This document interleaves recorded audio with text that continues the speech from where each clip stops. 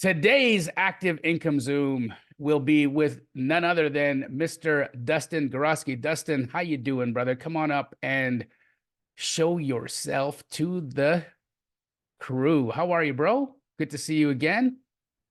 Good, man. Yeah, it's been a couple of days, been a Been a week. couple of days, and you and I have had plenty of chances to connect, and I've learned so much about what you've got going on. But I'm sure there's folks here who still have maybe an idea that they can gain from you, your business, and how you guys are operating and growing. And so, Dustin, if you could enlighten us, open us into your world, how you've been generating active income, how you've been monetizing relationships and the things that you've been gaining in this community. And if there's anything that we can support you in, please allow us. So kind of walk us through how you got to where you got and how you've been generating income up to now.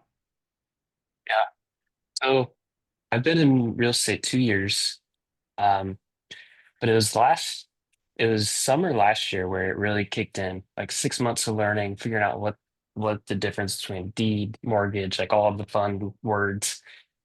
But it really kicked in last October. I went to the mastermind, the Sub 2 mastermind, and there was a quote that really stuck out, resonated. This isn't verbatim, but it was something Pace said. He's like, if you feel lost, you're selfish. Mm. And I was like, and he's like, if you feel lost, you're thinking about yourself too much, and you need to go out and find 25 people that have problems and go solve their problems, and you'll have money. He's like, it's that simple. And so I that really stuck. Sure. And so I've kind of built a model around that. Like really just like, Unpack that for us. So what did that mhm. look like? What were the steps and stages that you went through to do that? What were some challenges that you found in trying to do that, and how did you overcome them? Yeah. So for whatever reasons, I gravitated towards LOI Blaster like in its early infancy, like August last year, before it exploded. So I got to experiment with it a lot. And anyway, I really liked the low equity because it just made sense to me. And then I liked that I could make 30, 40 offers a day. But it really clicked when I was like, wait, these people, a lot of them don't have a choice at all. Like they're upside down half the time. And so then I just thought it was a cool way that I could like legitimately solve their problem. And so anyway, I went to the mastermind, and one of the big takeaways um, for wholesale was I realized the people at the mastermind that were talking and asking questions, more advanced with me or than me, their biggest problem was they either were really good at acquisitions and were horrible at dispo, or vice versa. Yep. And so very early on, I was like, all right, I can control acquisitions. It's up to me. Like I can pick up the phone whenever I want. And so I just like tripled down on that. And I've always JV'd, which a lot of people will disagree. Even now, I still JV, but I do it for the connections. Because it's like once you make money with someone, Oh then yeah, it's I like, mean it's a cheat code in many ways. I've made millions of dollars in the JV model. My relationship with Pace was developed on the JV model. I mean, imagine the first 100 deals that this guy did, he JV'd with me as he was rebuilding himself out of that individual's bankruptcy, right? And so mhm. JV is absolutely a beautiful way to gain new relationships, friendships, collaborators, all of that. But it also gives you the capacity to double down on your superpower, which is what you really stuck to, right? You're like, man, I'm good at this acquisitions thing. I love the low equity deals. I love generating these offers using this tool that lets me essentially maximize my output in a short amount of time, and then allows me to just knock these conversations out one at a time to get to a potential deal. So what are the metrics that you are typically using, in order to generate one deal? Let's say if you're going after one low equity deal, how many offers or how many days are you typically seeing the life cycle of that take from initial LOI offer to the agent?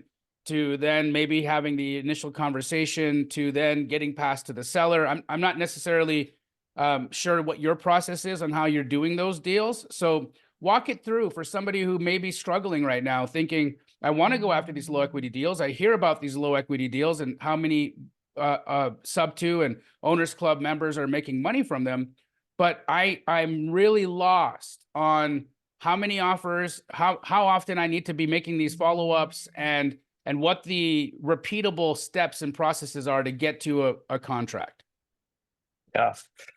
And so this will segue into a question I have for you perfectly.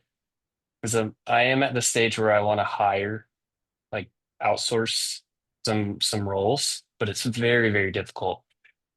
So anyway, the KPIs, this is after sending about 30,000 emails, like a lot of data, like and anyway, so I got it pretty dialed down Okay. to the point where when I first started, I'd have to send like 100 a day, Monday through Friday, and get like a deal a month.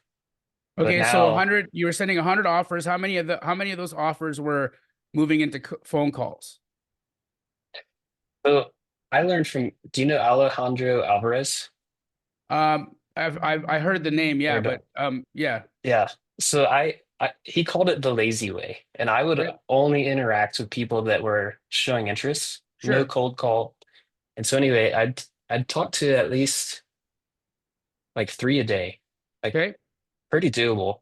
And Um, are you giving verbal offers, or are you, what's the topic of that conversation on those three that you're doing daily? yeah. Well, so that was in the beginning. Now it's Okay. dialed down. I send out about 50 a day. Okay. I'm only talking to someone that's either called me or emailed back. And basically my KPIs are 50 a day, Monday through Friday, two calls a day.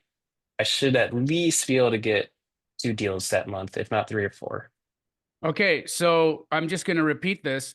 You're sending out 50 offers a day, just for the people in the back who really need to just understand this from a numeric point of view.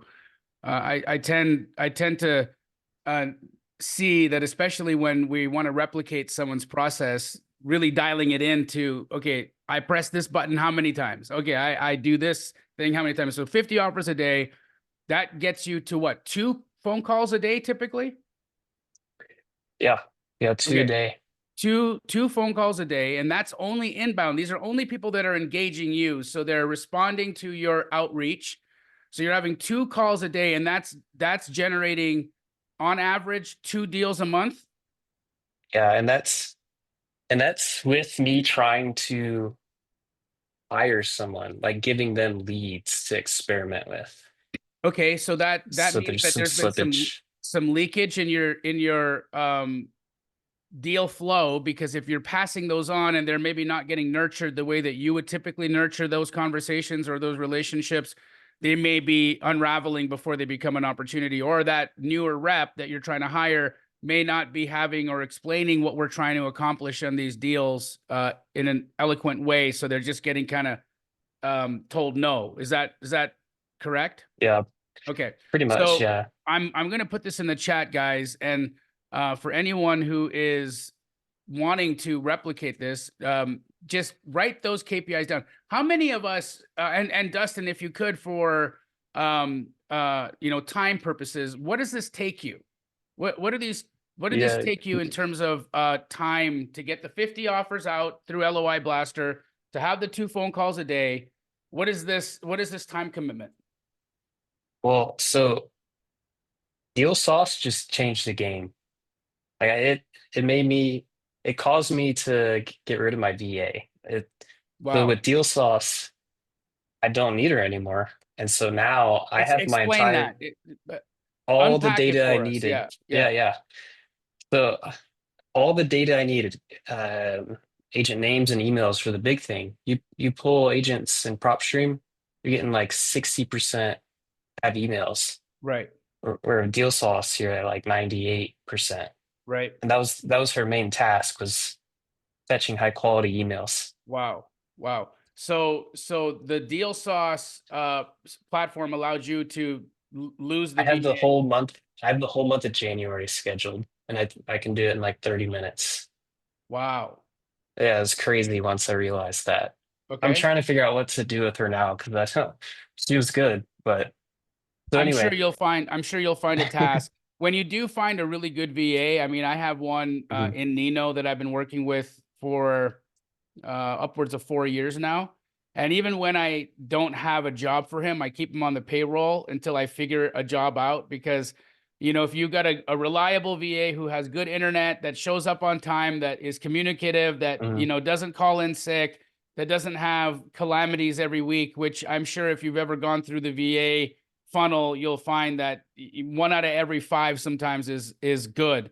So mhm. it's worth it to retain that VA. So I like that. So okay, so now that the VA is out of the picture and you're using Deal Sauce, how much time a day? So I'm allocating 3 hours a day, but in Okay, reality, it's like an hour and a half, 2 hours of legitimate. I mean, they're talking with buyers, sellers, JV partners, TCs. I okay, try to keep it between noon and 3 p.m. okay. So 2 to 3 hours a day. How many of those are new conversations with new offers that you're sending out from LOI Blaster? And how many of those conversations are follow-ups from previous conversations to see if a deal needs to be pushed forward? So funny enough, right before we got on a call, I got a response from an agent back in July, Okay. like, please save me, basically. And so I'd say a lot of them are newer email responses, 80%, but I'd say there's this 20, 25% where it's this residual, this compound effect, the fact that you're still in the game, you get a deal. Okay, so to kind of give that in perspective over the week, 8 of the conversations that he's having through the week, friends, are new conversations with new real estate agents that he's sending LOIs to, and then 2 of the conversations that he's having are follow-ups from previous outreaches that he had sent on low equity deals. That's fair to say. Yeah. Now, Yeah. to kind of button this up, Dustin, what are you generating in income for those 2 deals a month? Yeah. So two deals, and I do the JV model. Each one will bring in like my cut 7,500. And so on the month that I like, if I want to slam the gas and I just want to go full throttle, like I've hit 6 deals in a month, but it's Wow. like it's stressful. And is that if you're doing 6 deals in a month, is that where you're going 8 hours a day practically? Is that what you have to, so you guys can see how this math is mathing, right? When he's Mhm. when he's at a 2 hour a day cadence, he's doing 2 deals a month. If he wants to multiply that into potentially 6 deals, he's working a full day. But the 2 deals, is that what, 15 grand for the month? Yeah. Yeah. So 2 hours a day, 5 days a week is generating $15,000 a month. Who can see right now that they might be able to implement Justin's process into their workflow and maybe replicate the $15,000 a month income stream? Just by hearing that unpacked for us, for me, it's pretty eye-opening to see that this isn't something that necessarily requires you to spend 8 hours a day. But yet, if you really want to get it to a place where you're bringing in substantially more money, I mean, if we're talking 45 grand a month, if Dustin wants to hit the gas on this, right? So he gets to decide what his income capacity is. Does he want to take home 15,000 bucks this month, or is he trying to take home 40, $50,000 this month? And And just based on his lifestyle and what he's got going on, he gets to make that choice. Are you maintaining a W-2 at the same time as this, Dustin? no, no, I haven't had a, I've, I'm entrepreneur at heart. I've never been able to really stay with the W-2 because I get perfect 4.0 in college at grad school, but I've never felt content. It was hard. I couldn't do it. But I wanted to mention the wholesale. exploded when I joined Owners Club because I started the branding. And that's the biggest feedback I get from the agents because they're getting all those emails from everyone.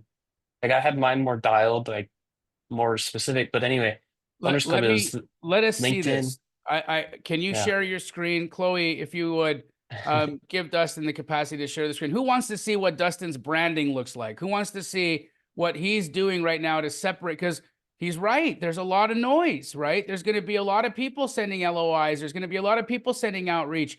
I'm teaching thousands of people a month on how to do it too. Pace is doing tens of thousands of people in a month are learning how to do this. Yet Dustin finds a way to be able to stand out in the crowd, which is pretty special. So let's see what that looks like.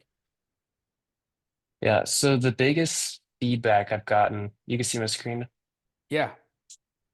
it's been LinkedIn.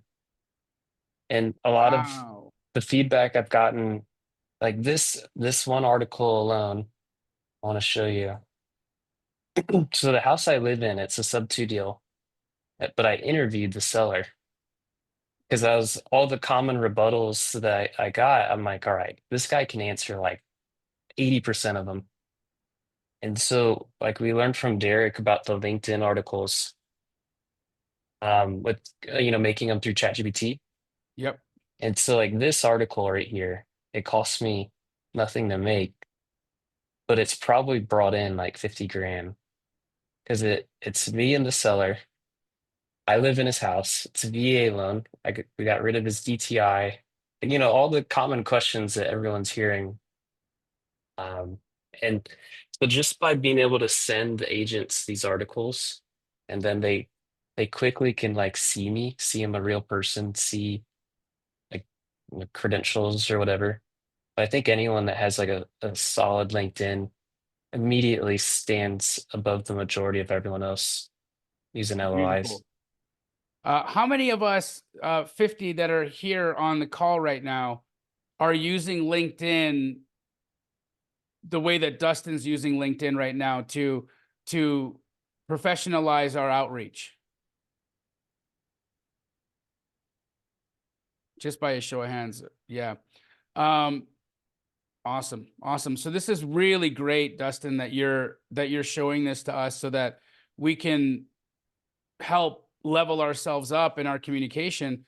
Can you show us one of the emails that you're sending out and what that looks like? Because I love your LinkedIn profile, but what does it look like in action in an email form so that we kind of can see what that format's like? Let me pull it up real quick. I got a couple open email or open deals. Let me pull it up first. I gotta make sure no sensitive Who's info gets getting out. some great nuggets out of this, by the way? If you are, throw some love to Dustin in the chat because he's truly opening up the whole playbook for us here, and I'm super grateful for him for doing that. Yeah, I'm gonna pull that up. And then the other though is like every like 30 to 60 days I am adjusting the LOI just so it's not stale. But it's like pretty simple. Um it's Simple is good. I does not yeah, need to be complicated and look like, you know, something that was generated in a graphic design house. The yeah. simpler it is, the realer you look, right? The more serious you look. A serious buyer doesn't have an opportunity to put the bells and whistles on an email. But do you see how he's linking the bells and whistles to his email so he doesn't have to look like he's trying too hard either? They can then leverage his LinkedIn from just a very simple email template, which is again Yeah. And so ingenious. I've also I'm pulling it up now. I've also incorporated my Deal Sauce affiliate inside my LOI, and that's been pretty cool. I can see all the clicks happening. Awesome. Let me pull it up. There it is. So I try to.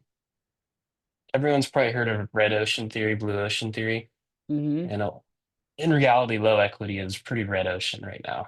Like anyone that's starting a LOI, that's what they're hitting. And so I like to experiment, especially with Deal Sauce now. I'm like really experimenting. So like I like hitting owner financing. And there's different types. You can look up, see who's sold owner finance in the past, who's selling it now. And I keep it very simple. How we close, why work with us. And then I'm starting to incorporate my affiliate. So it's And like, you're putting the affiliates and all this on your outreach email to real estate agents. Okay. yeah. The Amazing. main I'm just doing it with Deal Sauce and I'm like, hey, are you curious how I found you? Deal Sauce. And they're clicking. They're curious. Awesome. Any convert? I've had one. I don't know how to track it yet. I just started this recent. Okay. I'm just Um, wondering if have you noticed any adjustment to your responses since you added this, or are you split testing adding the affiliate and not adding the affiliate to see how many responses you're getting back, and if it maybe becomes too much information or maybe too markety? And maybe I'm just there's a limit in oh, my thinking here. Yeah. I have 5 emails and they're all different templates. So yeah, split testing. But I have kept this right here. I've done this for a long time and it does work. Is my LinkedIn newsletter, like just very basic, like my credentials. But there's my newsletter where they can easily go to, and it takes them to an underwriting video, like me underwriting a pad split, because that's what I buy. So it's like, because I do wholesale and buy. Um, and then the next though, this helped me a lot more than I expected. But I put in a YouTube video of just me going over my buy box, and they like it. They've really enjoyed, and it's been cool because it's been an organic way to build my YouTube. It's amazing. So it's just kind of the five birds, one stone concept. And Yeah, yeah, it's brilliant, Dustin, honestly. And seeing how you've linked all that together. So getting back to the body of the email, let's scroll up there. So you've got the specifics of the property here that you're reaching out about, or is this more of a general email? super general. Like I used to have this crazy LOI with diagrams and all sorts of stuff. And I noticed the more I just trim it, trim it, trim it, and then they can quickly see like my LinkedIn, YouTube, they're like, okay, this guy's real. He's not in another country, trying to get my social. That's yeah, more simple the better. Awesome. Awesome. Um, really, really, really insightful here. And then they respond to this email. Walk us through the next thing. So they respond to this email, and then what happens? Do you have one you can show us expanded what that full kind of back and forth looks like before it becomes a deal? Yeah, majority of them call. Okay. Um, and I always have my phone on silent, so I never answer because it's anyway. I'll call like once I realize it and I have enough time, so I'll call them back. And I don't strong arm them. Like I'm a pretty mellow guy. I'm pretty chill. I just tell them straight up, like, hey, this is what I'm buying. I'm buying for co-living. Like that is my Everest. And then I'm telling them like, hey, if it doesn't fit my buy box, I do have investors that there's a good chance they'll buy this. And so I'm experimenting with different ways I could structure that, like an option contract. Um, I'm, I've just the more I've been evolving to full transparency in the wholesale, Yep. the better it's Absolutely. gotten. Absolutely. Because it can be hard with the creative, like the semantics. It was pretty tricky early on. Like, are you the buyer or are you not the buyer? Right. Like, because Right. they get confused. So But yeah, on the phone. so these are you're disclosing that you might be a purchaser for this deal, or you may have a partner or somebody that you would bring the deal to that could potentially take it from you, and then that goes to a phone call, and then Yeah. how are you tracking to continue following up past that? Because I think many of us probably dropped the ball at some point in the follow-up process, or remembering to follow up on initial outreaches or initial conversations, right? That's 80% of the money is generated in the follow-ups typically anyway. And so what are you doing right now to continuously remind yourself, or to create a follow-up cadence that can generate the success? Yeah. And honestly, I have been very sloppy with it, so my KPIs could be substantially better. Like I don't. So back circling back to the mastermind last year, Nita Patel was one of the main speakers, and so we went to Pace's house. He's interviewing her. He's like, Nita, what CRM are you using? And she picks up this yellow pad, Yeah. and that was it. And he's like, you're telling me you make 50 grand a month at least with a yellow notebook and a CRM? And she's like, so I've never used one. I need to because You it's know what gotten a little works? sloppy. What works? I actually, to play devil's advocate here, Dustin. I'm not a technical guy myself. I've never really fancied complicated CRMs, or a lot of tech involved in my business. I'm a meat and potatoes, get on the phone, have a conversation, and then follow up, just like Nita would be writing stuff down on a yellow pad. I've always kept track of my leads on paper as well. It might just be my age or whatnot, but that's just how I rock it. And so there might be somebody on here right now who's feeling like, oh, I need to get more ahead of the curve here on my organization, or I need to get a fancy CRM to remind myself. But you're just tracking these by paper. And then how are you knowing, through what you're writing down, how are you knowing which ones might be ripening to become potential deals? So this I got this from Alejandra Alvarez back at the mastermind. And I kind of built in a CRM effect where basically as long as they're on market and they haven't blocked my email, they're getting an email at least once a month from me. Like I'm just Through sending it. through mail meteor?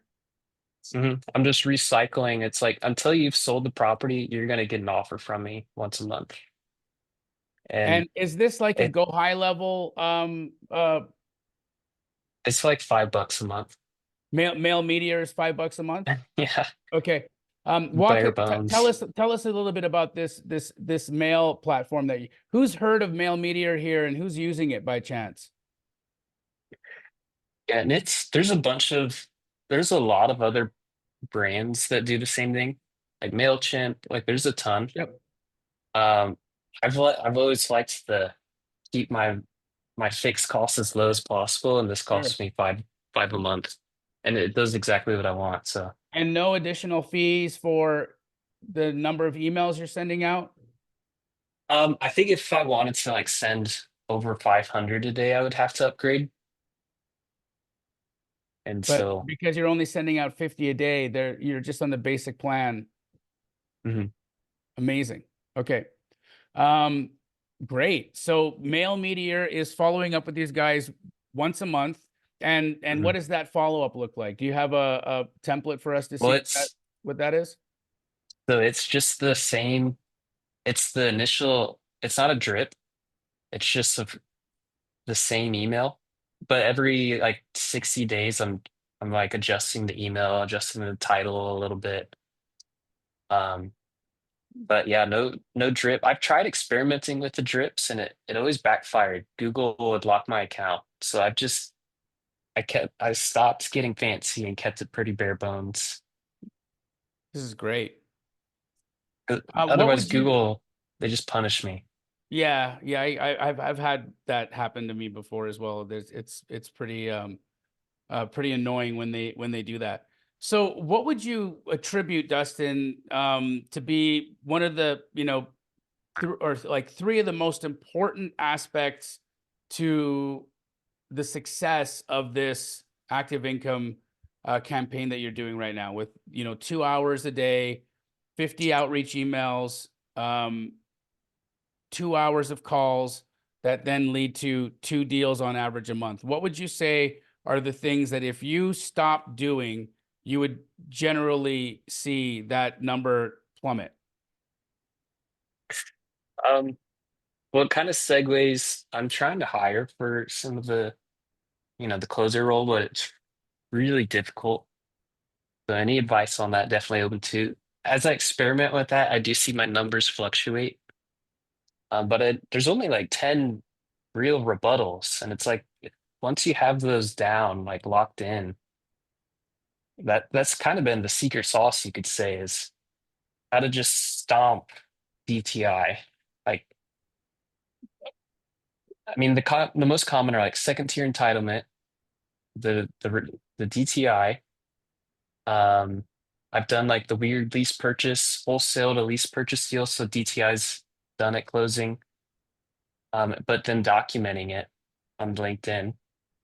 And so, but I guess to more accurately answer what you're saying, the three things that are like the pillars, you could say, are recycling once a month, and So then just so not re-hitting taking every offense. yeah, Yeah. re-hitting everybody over and over and over again until they finally either block you or Hmm. respond, right? Essentially, that's Yeah, the and I strategy, right? yeah, Okay. and there's enough data that like the sixth, seventh time I've sent the email, they're like, all right, fine, this guy just won't stop. And if anything, they admired it. They're like, he's probably going to do what he's going to say he's doing. If he's emailing me that 7 months straight. Are you sending any videos to these guys as well? Like just a video like, hey, if you're interested or want to learn what I'm talking about in the last email that I sent, here's a video explaining how I helped the seller. Do you ever send just content related to what you're trying to accomplish to the list as well? I do have after the initial YouTube video, um, but I do plan on making more wholesale related content. I haven't made much on it, honestly. And so I do need to make more specific examples, like more frequently.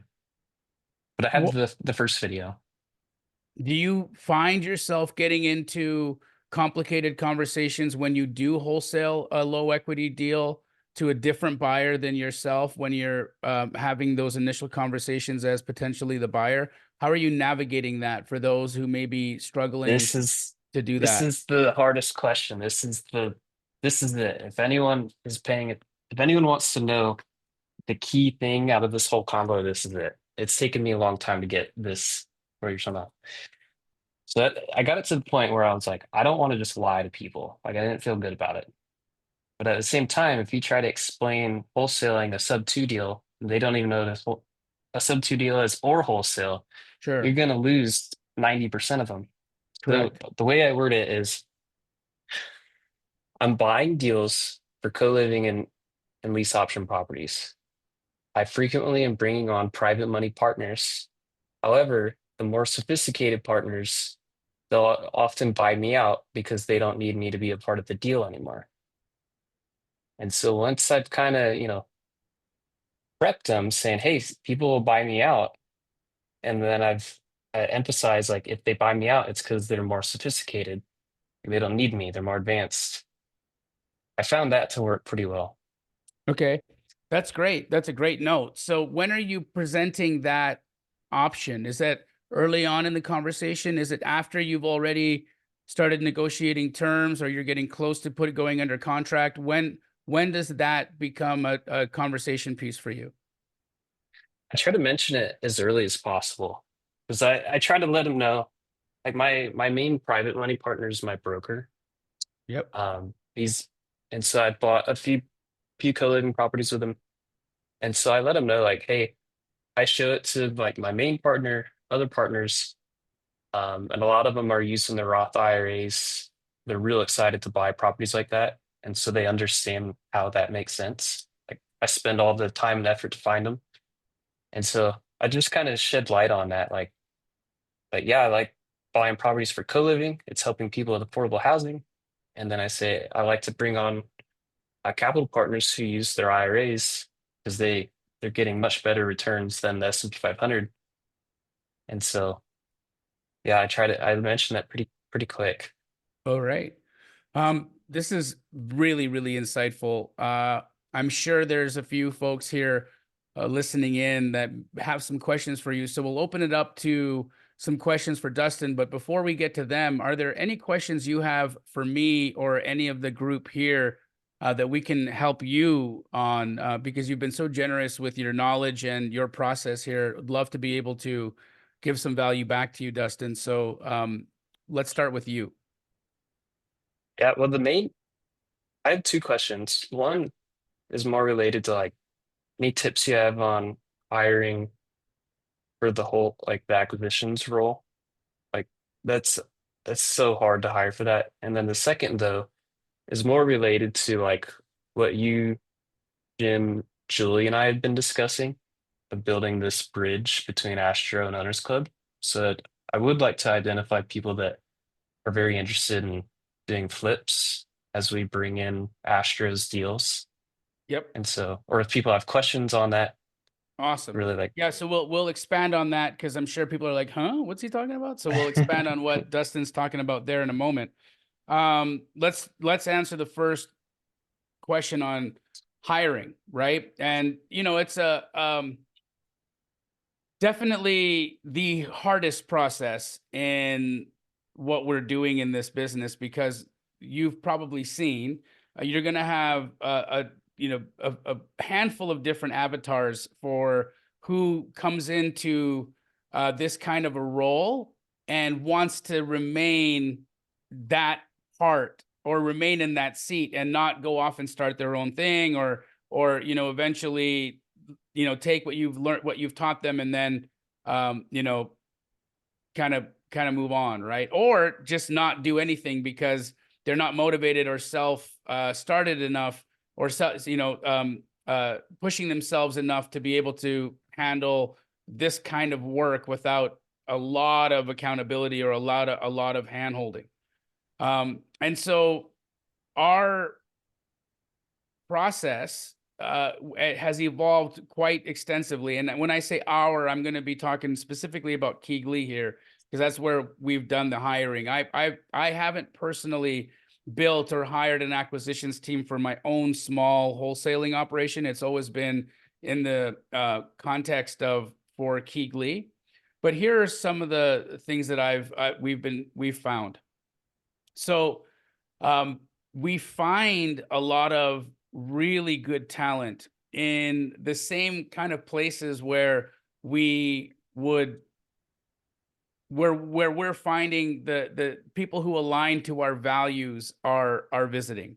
So it may or may not surprise you to learn that a good portion of the people that we originally hired at Keegly came from places of worship, places where we're all kind of going to at the same time. We're meeting people at our church and talking to them about what we're doing, and finding people that aligned with our value system and how we operate in the world in those rooms and in those places. And so we found a good portion of the initial hires that we made at Keegly in those types of groups, Bible studies, places of worship, different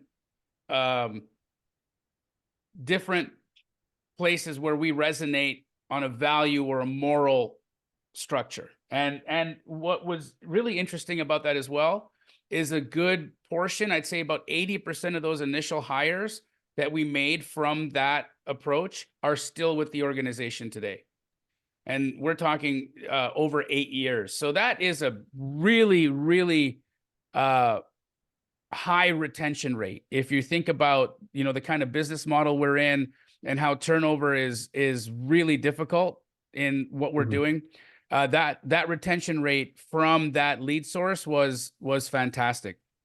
The next place that we found a really good hiring pool was from our community, right? So the Astro community, as I was building it, because you've got those people who aren't necessarily interested in running their own show, but they do really want to be involved in real estate. They want to be involved in our world, but they're not interested in building a business or managing a team or having to handle payroll or do any of those things. They're really more just interested in doing one specific job and doing that to the best of their abilities, we found that we had a really, really substantial retention rate from hiring within the Astro community. And so I would say you probably will find that you'll have more access to good talent in the sub 2 community, because you've got people that are paying to learn how to do real estate investing, but they may not have the wherewithal to be able to actually succeed in it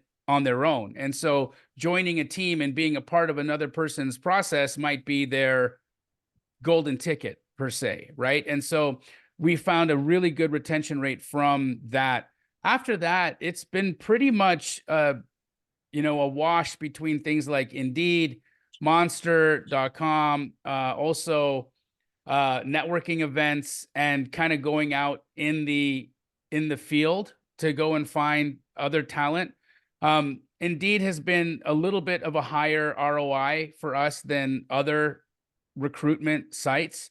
But once you kind of move away from people within the community or your social circles and social groups, you're pretty much going to get a very similar type of candidate, right? And so I wouldn't say that you're going to get a noticeably different return going from an Indeed ad to a different type of recruitment ad. Mm. Makes Yeah, sense? it makes sense. Hmm. So, again, looking within the community, I'd say, well, first, looking around your social circles and places that you frequent that may not be real estate related, but have resonance in how you navigate the world in a moral or value standpoint, right? So really, like, where do you go to find community outside of real estate? And why do you go there to find community? And what are the things about those people that attract you to that? And can you bring those values into the things that you're trying to accomplish here in your real estate business? Which I think, based off of what you've been telling me, integrity has been a big motivator for you, being transparent and really not forcing anything or trying to, headlock anybody into a deal. One of the things that I really appreciate about Dustin's approach here is just how unattached he is to an outcome. One of the hardest things that we tend to do to ourselves as real estate investors is we do a little bit of work and we're so attached to there being a result as attached to that work, that when we don't get a result like this, we start to question ourselves, question whether or not we should even be doing this. And that can tend to lead people to want to quit. Whereas what Dustin's approach is, it's almost so detached that he's like, look, I know that the KPIs work. I know that the numbers work. So I'm going to do my 50 outreach emails a day.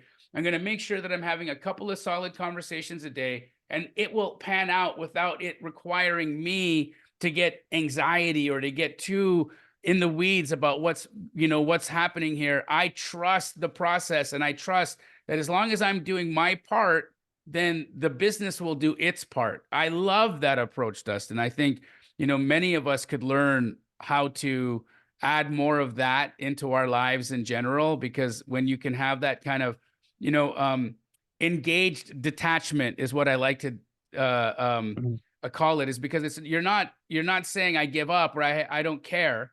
Of course you care, and of course you're engaged in the doing of it, but you're not engaged or attached to the result. You're doing for the sake of doing.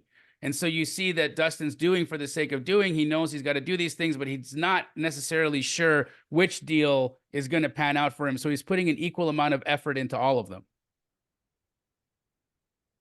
Yeah, it's spot on. It's So it's been yeah, fun. I would say really start looking within your social circles, your the places that you frequent that have the kind of energy or the kind of that mimic or are aligned to your value system, and then try to find if you can attract talent from that pool.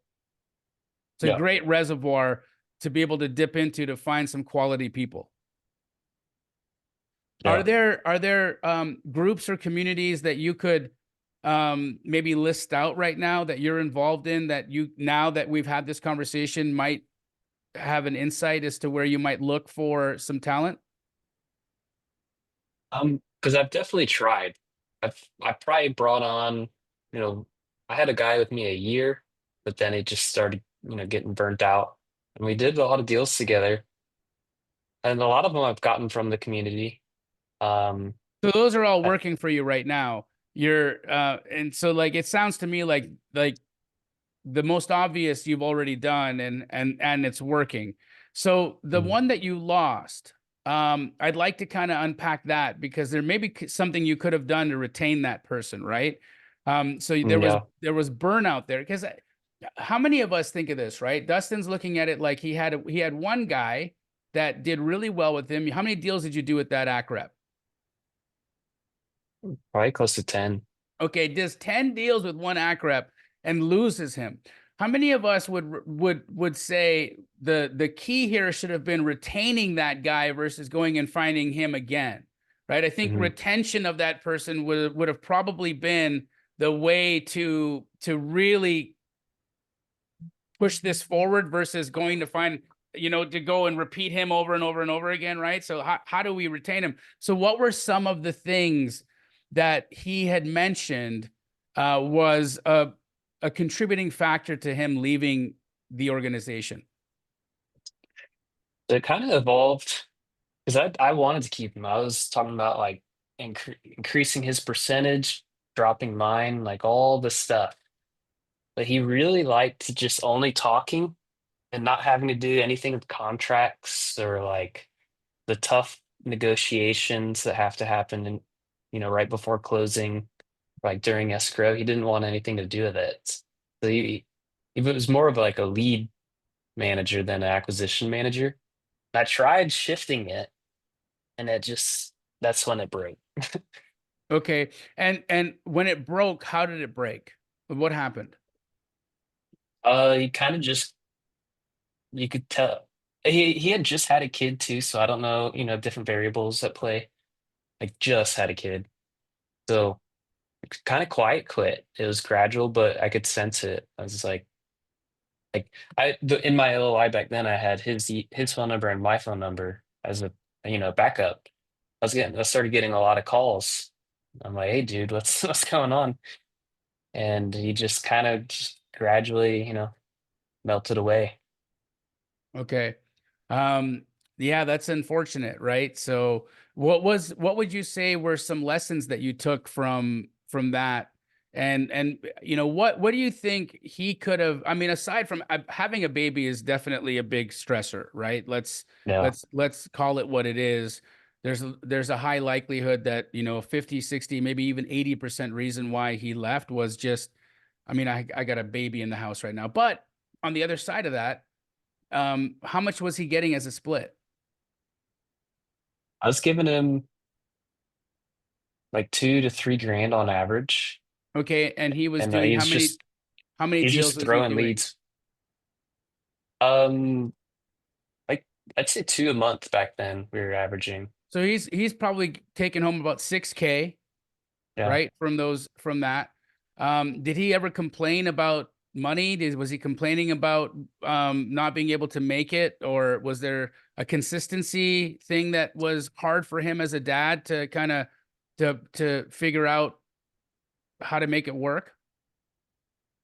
Yeah, it was him. I mean, he had 3 other kids too. Like they definitely had expenses. I don't really know their whole financial situation, but it was just the cycles you probably seen in other acquisition teams. It's like they'd make a ton and then they'd chill, and then be, oh crap, I got to make some money, and then they make a ton, and so we experienced a lot of that together. So one of the and I'm really glad we're talking about this because I think that I can and give you an insight as to how we've retained people with similar personality types as this gentleman is that you had.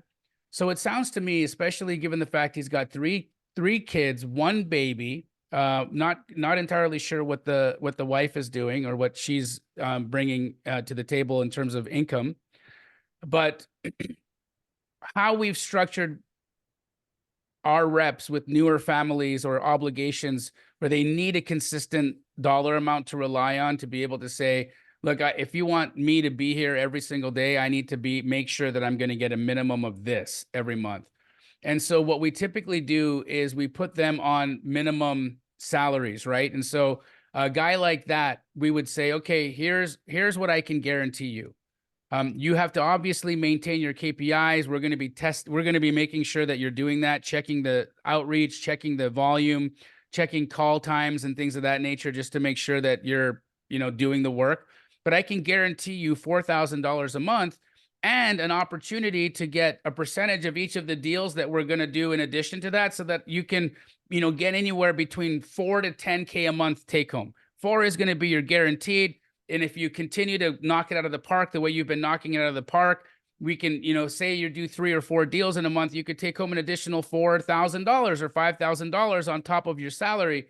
And so that really incentivizes that person to come in every single day and work their hardest, because they want to get to that 8 or 9K a month take home versus the 4K guarantee. But the 4K guarantee keeps them locked in their seat.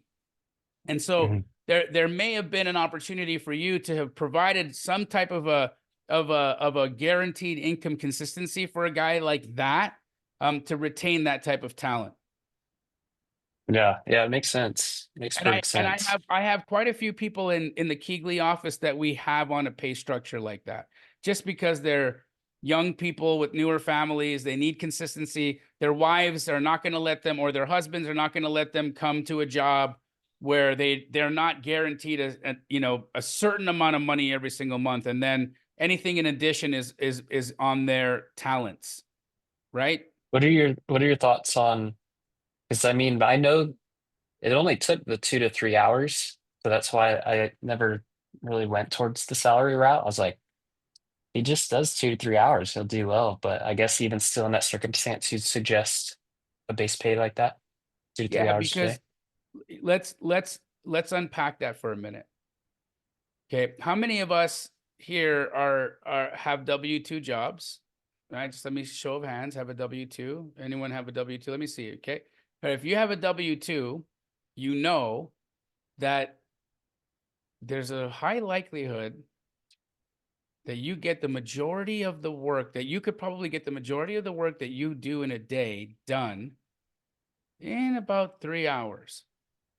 But Yeah. you're probably there the full 8, dragging it out, taking your time, being a little slow, no, no, no, no, no.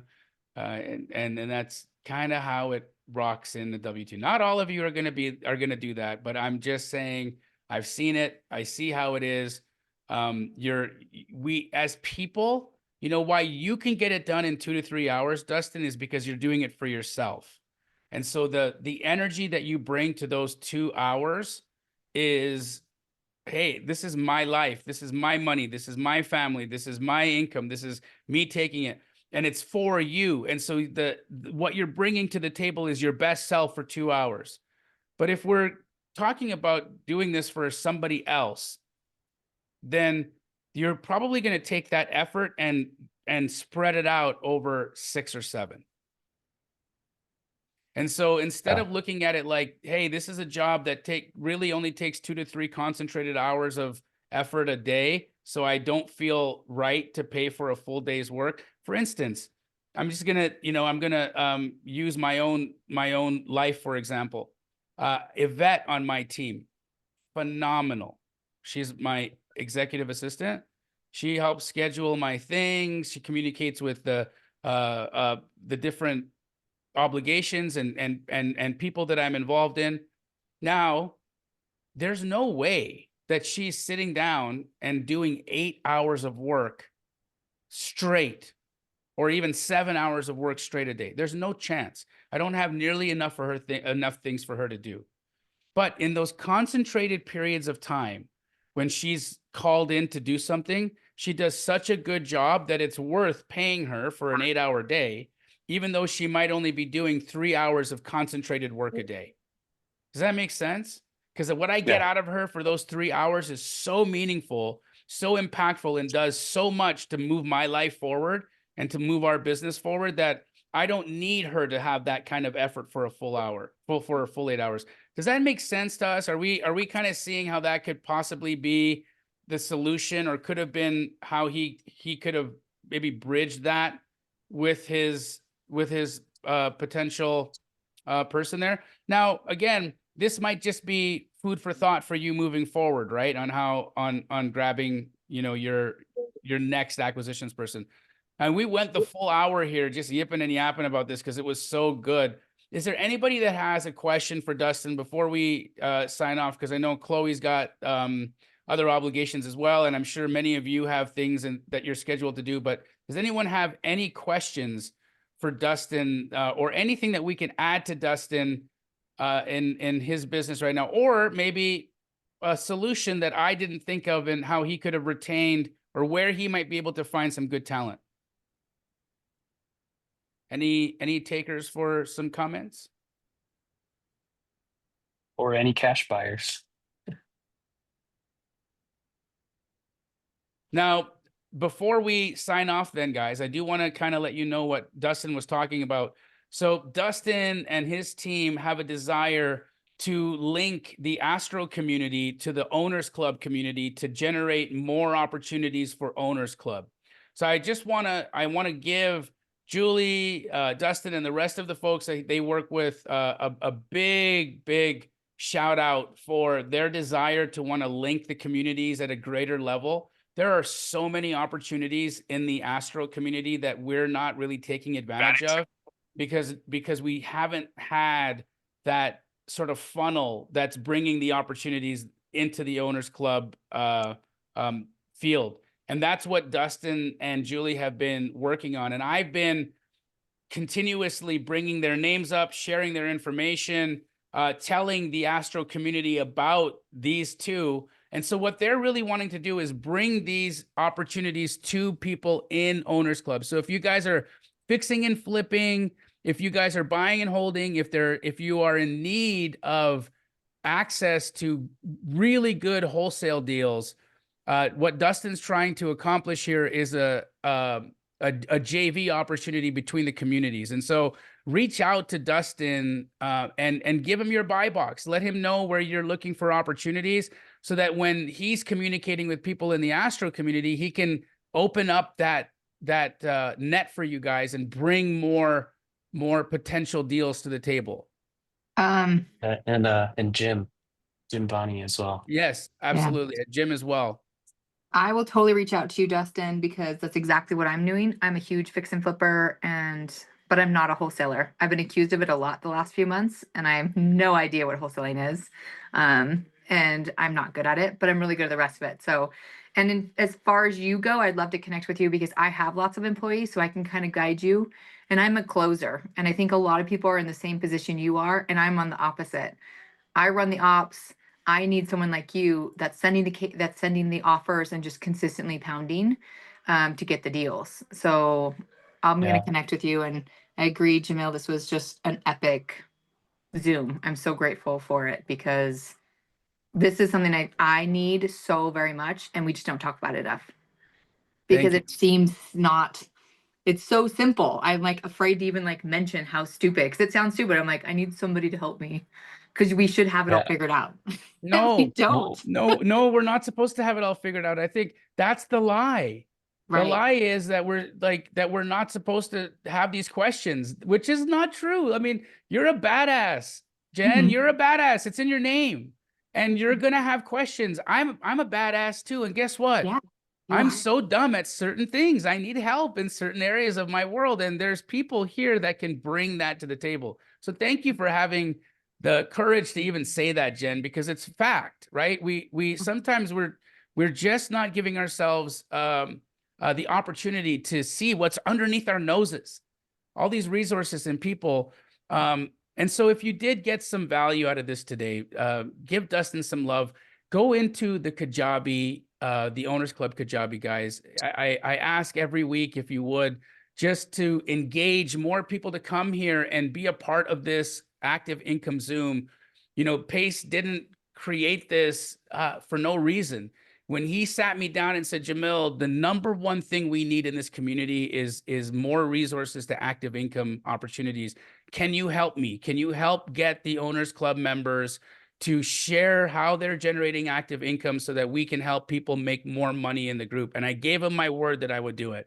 And so that's what we're doing here. That's what we're doing here every single week. So go into the Kajabi group, tell people this was valuable, invite them to join us next week. And if you have something that you want to share with the group, please reach out to Chloe. So next week or the week after or sometime in the future, we can bring you on and highlight your active income pursuits. Dustin, thank you so much, brother. You're awesome. I love you. You already know that, but you killed it today. And thank you for your generosity and your sharing with the group. This was phenomenal. Oh, Killed yeah. it. Thanks for having me. Killed it, Dustin. Killed it. So excited. And big thanks to Chloe for always being the glue in this community. So Chloe, thank you for all that you Thanks, do and Jamil. for organizing this as you always do week after week. You're the best. I love you Oh, guys. I thanks. hope you guys all have a beautiful rest of your week. And we'll see you again next week on the Active Income Zooms. Take care, Thanks, folks. Jamil. Thanks, Bye. Dustin. Thank you. Bye.